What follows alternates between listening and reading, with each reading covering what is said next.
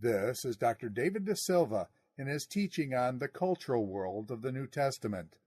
This is session number 6, Reading 1 Peter, Attuned to Kinship Structures and Values.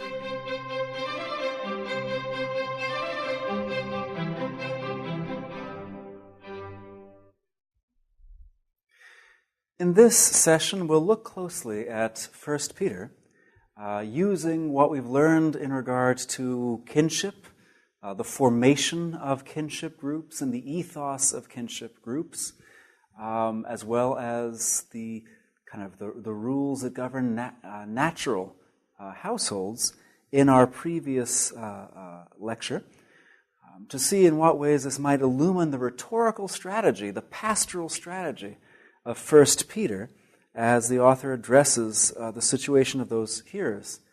Now, we've already explored the pastoral setting of 1 Peter in connection with the segments on honor and shame. Peter is writing to a group of congregations throughout, say, the western half of modern Turkey, 5 provinces, Roman provinces in what is now western Turkey. And Peter identifies the most pressing problem facing these Christians to be the resistance they have met with from their non-Christian neighbors, who have used all the shaming techniques at their disposal, insult, reproach, even in some cases physical abuse, marginalization, to try to win the converts back to the normal way of life and values that they had left behind.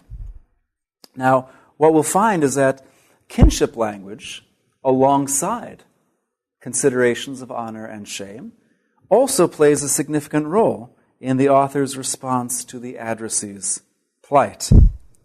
First, the author gives attention both to the fact and the manner of a new birth into a new family that the converts to Christianity have experienced.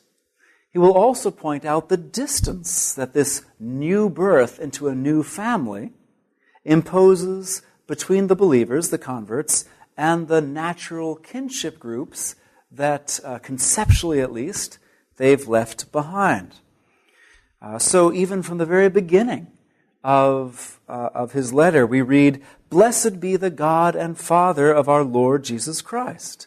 According to his great mercy, he has caused us to be born again to a living hope through the resurrection of Jesus Christ from the dead, to an inheritance that is imperishable, undefiled, and unfading, kept in heaven for you." Very similarly, toward the end of the first chapter, he writes about them, "You have been born again, not of perishable seed, but of imperishable seed, through the living and abiding Word of God. For," quoting now from Isaiah, "all flesh is like grass, and all its glory is like the flower of grass. The grass withers, the flower falls, but the word of the Lord remains forever. And this word is the good news that was preached to you." Peter is talking about the act of receiving the word of the gospel and responding in trust to it as, in effect, a second begetting. That word was the implanted seed that creates a new person, a new birth into a new family, and a family that is better in every way than the family that, in so many cases, these converts have had to leave behind in some sense. It creates a new kinship group among those who share this new birth and this common parentage. The Christian group becomes a brotherhood, a term that shows up in 2:17 and 5:9. The new birth into this new family brings great advantage and privilege, a greater privilege than the hearer's natural births. It is brought about by a superior seed, not the kind of seed that bestows only mortal life, but that which bestows unfading, eternal life. It is a birth into a family that shares a greater inheritance, namely the glory and the honor that belongs to the one God, the head of this household, and God's Messiah, to be enjoyed forever in a life beyond corruptibility. The hearers' first birth, their natural birth into a natural kinship group, brought one kind of inheritance to them. It was an inheritance of ignorance, of godless traditions, of values that were born from alienation from the one God. The author speaks thus about that. You were ransomed from the futile ways inherited from your natural forefathers, not with perishable things such as silver or gold, but with the precious blood of Christ, like that of a lamb, without blemish or spot.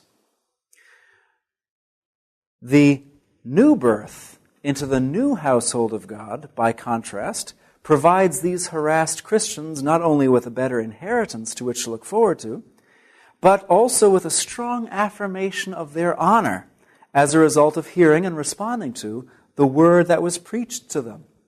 On the one hand, they may have lost honor or status such as their natural birth had given them, but now, because of that, or as a consequence of that, they share in the honor not merely of natural parents, but the honor of the God of the cosmos, who has become, or who is the head of the family into which they have become a part. This new birth into a new family has particular ethical implications. According to the author, the first implication is that the convert must grow into the likeness of his or her new parent.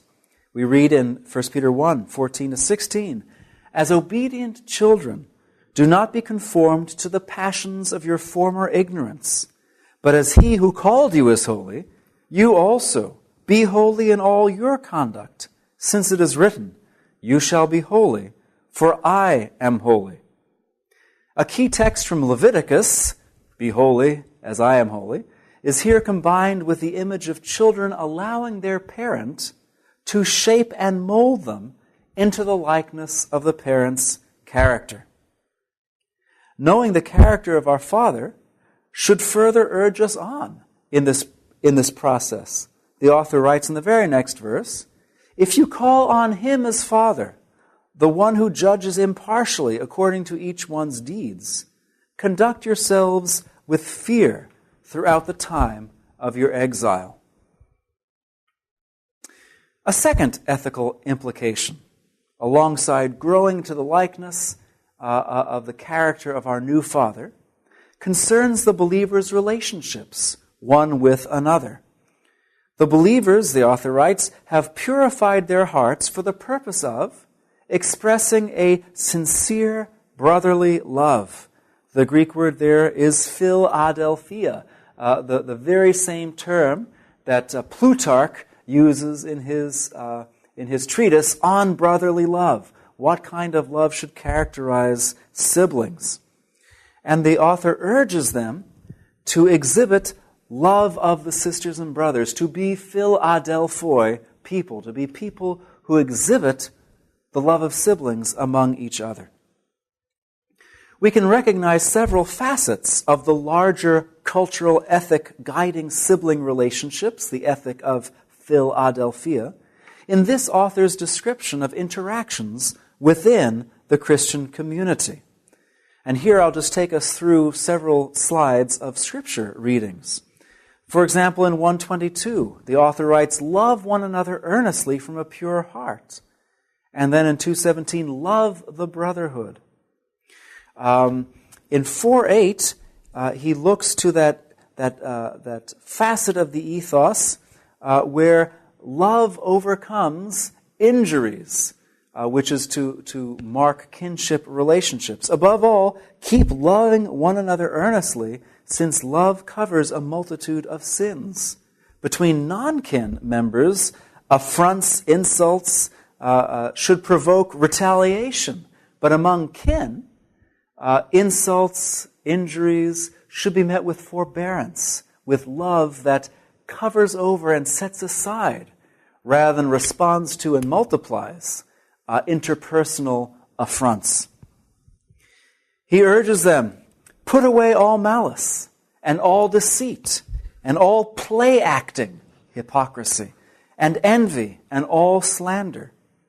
Deceit, pretense, envy, these things characterize competitors in the ancient world, not those who cooperate for one another's common good. Slander is appropriate for competitors for honor, but can protect rather than tear down one another's honor. The author also urges them, have unity of mind, sympathy, brotherly love, a tender heart, and a humble mind in 3:8. Again, we find here a list of qualities particularly resonant with the harmony and the unity that is to characterize siblings in the ancient world. The author, like the entire Christian movement in the first century, knows that the meeting of the Christian assembly depends upon hospitality, upon Christians opening their homes, their physical homes, to one another and welcoming them in. So he urges them, show hospitality to one another without grumbling. Hospitality was essential to the Christian movement, from the regular meeting of the group to the support of missioners and teachers, to the support of Christian delegates from other churches. Without hospitality, the Christian group would have had no social location wherein to meet or to support the network, the growing network of churches. A classicist named Edwin Hatch gives us this very fine picture of the Christian group, kind of Mediterranean-wide in the first century. Strangers passed in a constant stream through the cities of all the great routes of commerce in both East and West. Every one of those strangers who bore the Christian name had therein a claim to hospitality. For Christianity was, and grew because it was, a great fraternity. The name brother vividly expressed a real fact. A Christian found wherever he went, in the community of his fellow Christians, a welcome and hospitality. The author of 1 Peter is contributing to this kind of culture that the classicist is later able to write about. This culture in which strangers are brought together. People who are related to one another in for the most part, no way, are brought together into a community that voluntarily accepts toward one another the obligations of family at the closest level. And this becomes, at least in the eyes of this classicist, Edwin Hatch, one of the fundamental reasons for the growth of the Christian movement in the ancient world. Now, alongside that, there is also the fact that natural households convert to Christianity as groups. We find, for example, throughout the New Testament, how the conversion of the head of a household leads to, or encompasses, the conversion of the entire natural household of which he is the father, husband, and master. This is the case for Cornelius, the centurion, in Acts chapter 10. Also the Philippian jailer in Acts chapter 16. And we find it reflected in Stephanus of Corinth, who converted with his whole household. And also Onesiphorus in 2 Timothy. The movement, the early Christian movement, depended upon heads of households like this, who inevitably brought in their whole households to the church by virtue of being the head of that household, and the willingness of Christian householders like these aforementioned people to extend hospitality. And this natural Christian household became the setting for the household codes, as they're known, found in Ephesians 5 and 6, or Colossians 3, just dovetailing into chapter 4, and the household codes that we find in 1 Peter in chapters 2 and 3, with their blend of, on the one hand, reinforcing traditional roles within the natural household, but also, on the other hand, introducing sometimes subversive Christian rationales that reshaped roles and behaviors within these natural Christian households. 1 Peter, unlike Ephesians and Colossians, focuses only on a few of the roles, only on slaves, wives, and husbands. He doesn't talk about children and parents. He doesn't talk about masters of slaves. And it seems that he largely has non-Christian households in view when he's addressing slaves and wives. Let's look first at his instructions to Christian wives.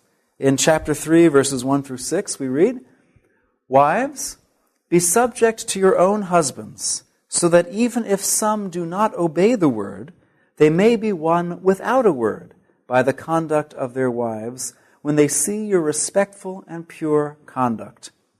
Do not let your adorning be external, the braiding of hair, the putting on of gold jewelry, or the clothing you wear, but let your adorning be the hidden person of the heart, with the imperishable beauty of a gentle and quiet spirit, which in God's sight is very precious. For this is how the holy women who hoped in God used to adorn themselves, by submitting to their own husbands, as Sarah obeyed Abraham, calling him Lord. And you are her children, if you do good and do not fear anything that is frightening."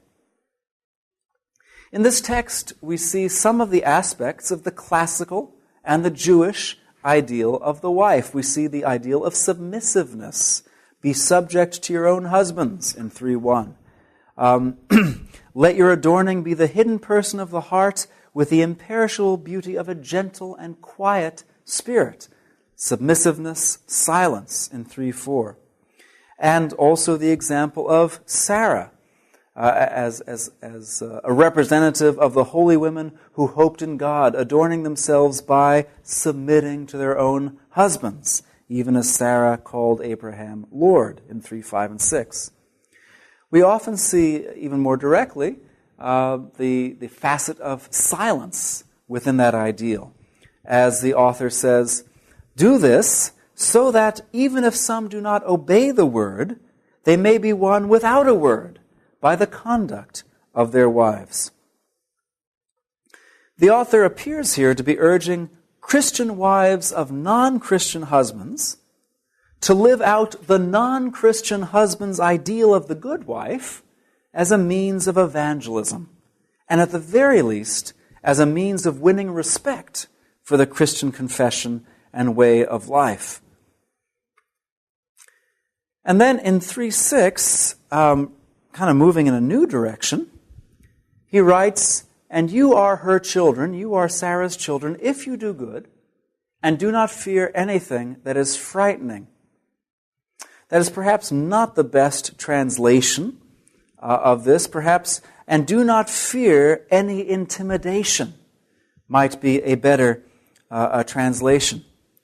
On the one hand, the author is here speaking again of a fictive kinship in the form of shared descent from Sarah. And I should just mention, for clarity's sake, 1 Peter is not addressed primarily to Jewish Christians, but primarily to Gentile Christians, because the author talks about their past as a past marked by idolatry, fornication, and a whole bunch of other things that Jews just didn't do, but Gentiles did every day. Well, not the fornication part, but the idolatry part, at least, as a matter of course. So here the author is applying fictive kinship. You have become Sarah's daughters if you do good and don't fear any intimidation.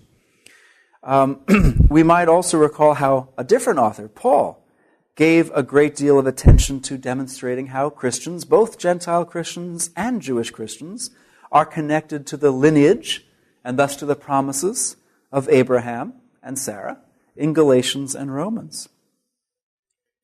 But there's another dynamic here, do not fear any intimidation, and that is the dynamic of resisting, not submitting, but resisting the non-Christian husband on certain unavoidable points. And that would be the point of domestic religion. Choosing a religion other than one's husband's religion was an act against the cultural ideal. Plutarch writes in his Advice on Marriage, "A wife ought not to have friends of her own, but use her husband's friends as their common stock. And the first and most important of our friends are the gods. A married woman should therefore worship and recognize the gods whom her husband holds dear, and these alone. The door must be closed to strange cults and foreign superstition. No god takes pleasure in cult performed secretively, furtively, and in secret by a woman." The wife of a non-Christian husband who converted to the Christian faith would be straining the solidarity of the household by choosing to worship a god other than her husband's, the head of the household's, gods. If she were serious about avoiding idolatry and serious about her commitment to worshiping the one God alone, she would not participate in domestic rituals. The wife of a household would be visibly taciturn or even absent, while the head of the household, the husband, performed domestic cult. And I should just say, all the evidence that I've seen, at least, I was about to say we have, but I don't know, but all the evidence that I've seen of ancient houses in at least the Roman world prominently include shrines, domestic shrines, where the genius, the spirit of the family, the protective spirits, the lares of the family, would be worshipped alongside other gods that presumably the husband placed there and decided would be there. And these shrines, every Roman house had an altar, in effect. It had a place for domestic religion. And the wife now would be avoiding that place, causing a lot of friction in the household on that point. She would not go with her husband to participate in civic and public rituals. She would not be seen as a pious wife by all of her husband's friends and associates. And, perhaps most objectionably, she would be leaving the house to gather with a group of strangers, of people outside her husband's circles, and without her husband's supervision, if she went to gather with the Christian assembly. Now, the author regards submission in this area to be not negotiable. You owe God more obedience than you owe the husband. But the author is urging the Christian wife so to act in every other aspect of life so as to demonstrate that her allegiance to this Jesus really overall makes her a better, more pleasing wife, if the husband is tolerant of her strange religious practice. Not fearing any intimidation also suggests that the author recognizes that the non-Christian husband can exert significant pressure and even threat upon the Christian wife to cease and desist. But in these instances, one cannot submit to a human being rather than God.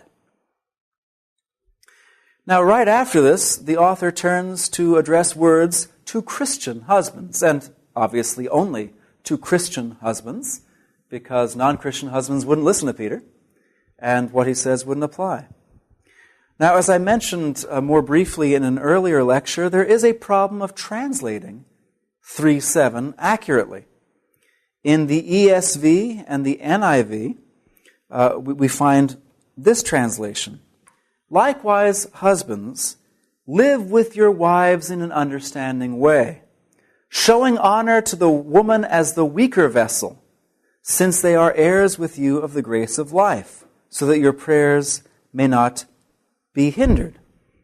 And then in the NIV, "Husbands, in the same way, be considerate as you live with your wives, and treat them with respect as the weaker partner, and as heirs with you of the gracious gift of life, so that nothing will hinder your prayers." Now, what we might notice in all of these translations, you could compare the KJV, RSV, and others, is that two injunctions are being given: live considerately with your wife, show honor to your wife. And two motives are being adduced, in effect.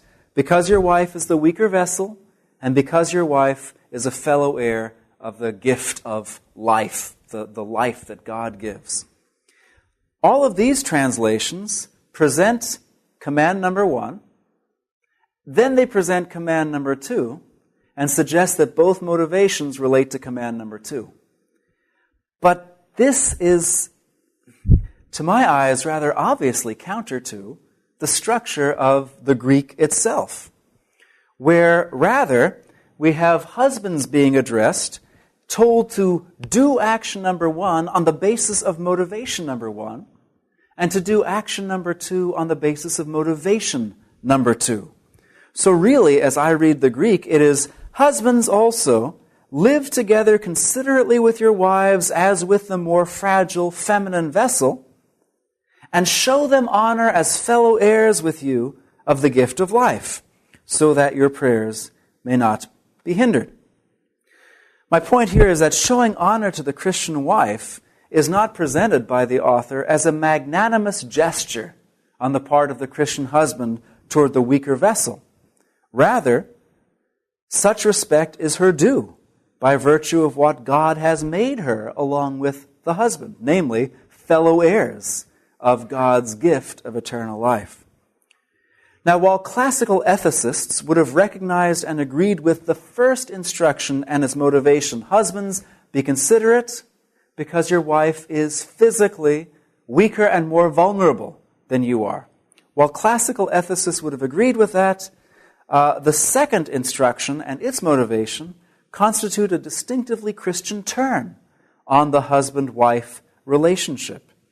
In fact, being fellow heirs recalls the sibling relationship into which the Christian husband and wife have also entered by virtue of being born into God's family.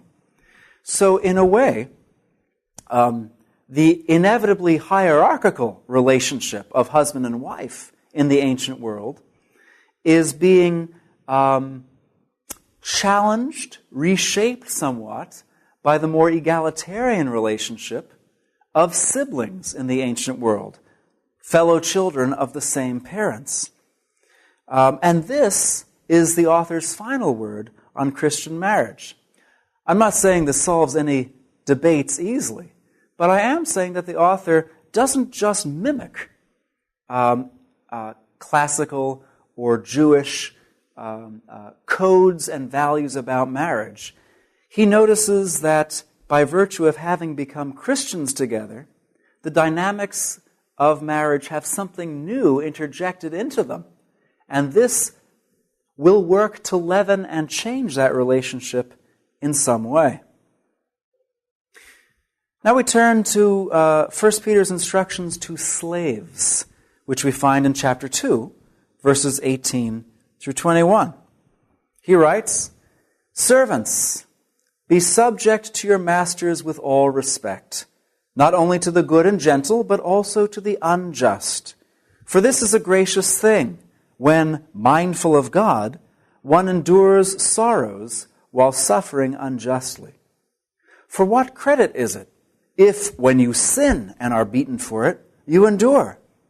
But if, when you do good and suffer for it, you endure, this is a gracious thing in the sight of God.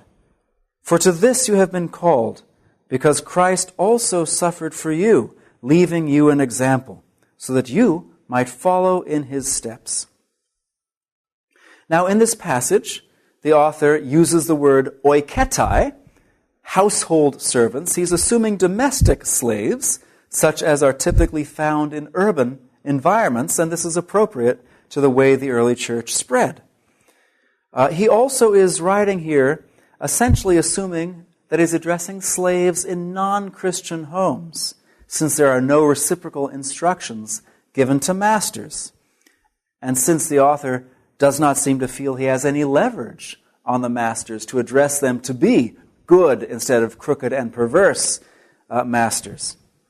Slaves in these non-Christian homes would, like the wives of non-Christian husbands, but even more egregiously, would be acting against the norm by not participating in the idolatrous rites of the household, and would need to win some toleration from their masters, even for attending Christian gatherings.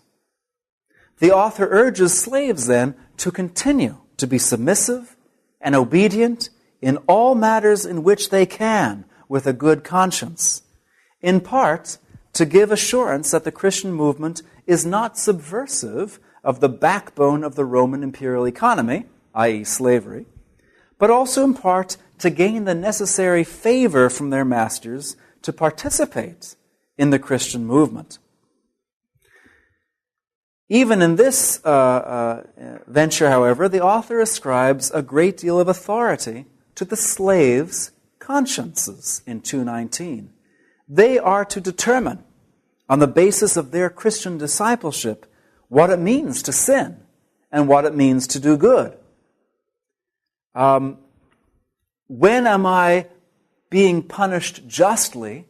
When am I being punished unjustly?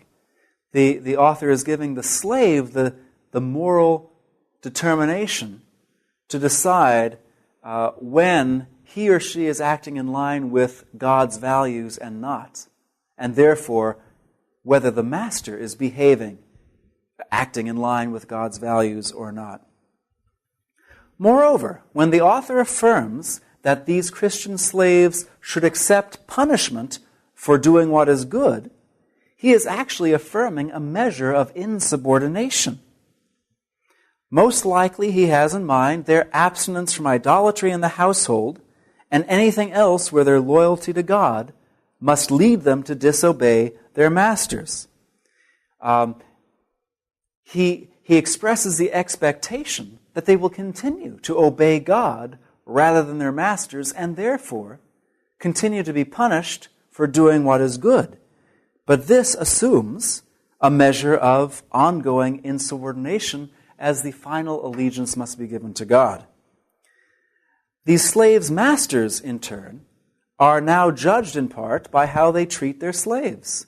Namely, if they indeed punish their slaves for doing good in the sight of the one God, these masters prove themselves wicked or crooked masters, since they are acting unjustly. Within 1 Peter, the instructions that are given to the slaves end up providing the model for the instructions given to all. This is in itself quite surprising in this society. The slave is not the exemplary citizen, is not the go-to place for a model for behavior. But here, Peter holds up the slave, really, as the model for every Christian.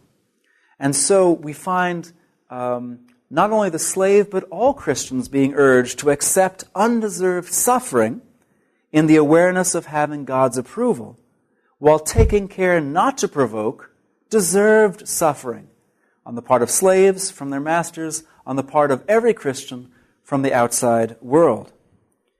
Both slaves first, and then every Christian are urged not to retaliate. First slaves, but then every Christian are made aware of the importance of following Jesus' example. And then first slaves are called to entrust their cause to God for judgment. And then 2 short chapters later, all Christians who are suffering unjustly because they have responded obediently to God are urged to entrust their cause to God for judgment. On the one hand, 1 Peter is hardly a liberationist text, either in regard to the view and role of wives in the household or the view and role of slaves in the household. But on the other hand, the author shows some interesting challenges, or poses some interesting challenges to these unequal structures and to the hearer's thinking about the structures themselves. As a Christian husband in the first century, am I going to relate to the woman in my house primarily as a husband to a wife or a brother to a sister under God? Thinking about the slaves in the midst of the assembly, am I going to continue to think of them as kind of the lowest members of the church, or in so many important ways, the exemplary members of the church? So the author may be providing some interesting counterpoint on both scores. Now, the idea of the church, the Christian movement, as a family, as a kinship group brought together by means of adoption into God's family, such that they become sisters and brothers one to another, and the ethic that accompanies this idea are powerful resources for the transformation of the individual believer and for the formation of vital, nurturing communities of faith, if we work to recover them in our age. When I think of the churches of which I've been a part, they're generally very cordial groups of people who interact well and even intimately to a certain extent, but not beyond certain points.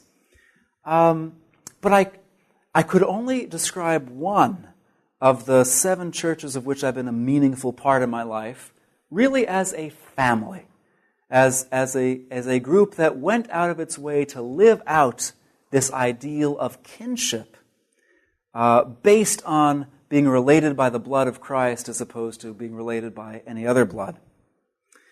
What if our churches, what if we, as part of our churches, really kept pushing in the direction of treating our fellow Christians, our brothers and sisters there, really as brothers and sisters, not just as a kind of religious title, but as people in whom we would invest ourselves as if they were the sons and daughters of our parents, of our very natural parents. What if, for example, the single mother came into a church and found there a community of support for helping her raise and look after her children while she worked? What would the family of God mean to such a person when she found she could really entrust her children during the day to the care of others? When she found scores of people willing to help her in the day-to-day challenges of having to be the sole parent and the sole breadwinner.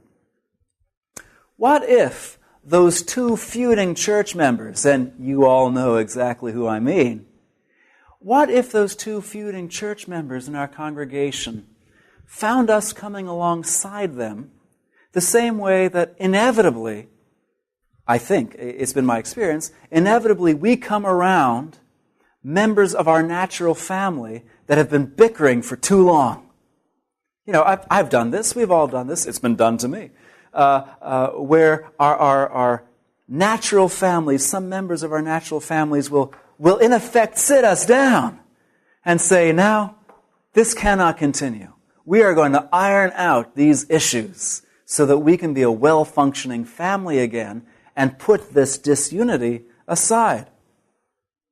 What if the person who gets found out in a sin finds that the Christians in the church around him or her are more interested in restoring that person, in trying to actually hide that person's shame rather than parade that person's shame and kick the person out or make the person feel unworthy and unclean?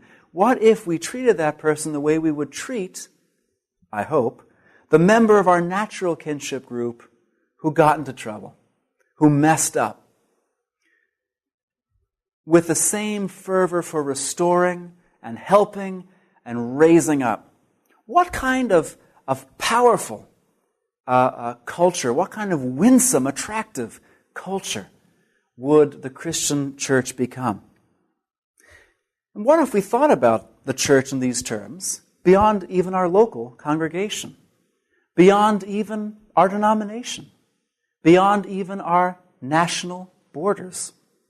What if those who even now are facing tremendous hardship because of their commitment to Christ. Find the global church as quick to come alongside them, to supply them with any material or spiritual assistance possible, to take up their cause as if it's their very own, with the same fervor that we would if our child was being persecuted or was being marginalized. I think this is very much the kind of ethos that the writers in the New Testament very much wanted to inculcate in the Christian movement as they made us think of each other as sisters and brothers and not merely strangers who belong to the same voluntary organization. And the more we're able to embody this ethos of love, the more I think the witness of the church, the perseverance of the church, the growth of the church will be nurtured. I'm reminded, and I wish I could remember exactly the classical text in which I found it, but one of the things that most impressed the non-Christian outsiders about the Christian movement in the 2nd and 3rd centuries was the way they treated each other, was the inordinate love and acceptance that they extended to one another. And the testimony is, see how they love one another.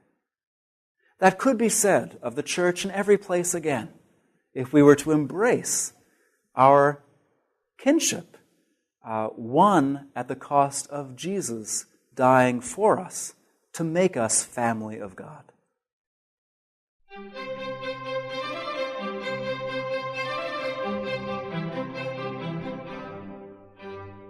This is Dr. David deSilva in his teaching on the cultural world of the New Testament. This is session number 6, reading 1 Peter, attuned to kinship structures and values.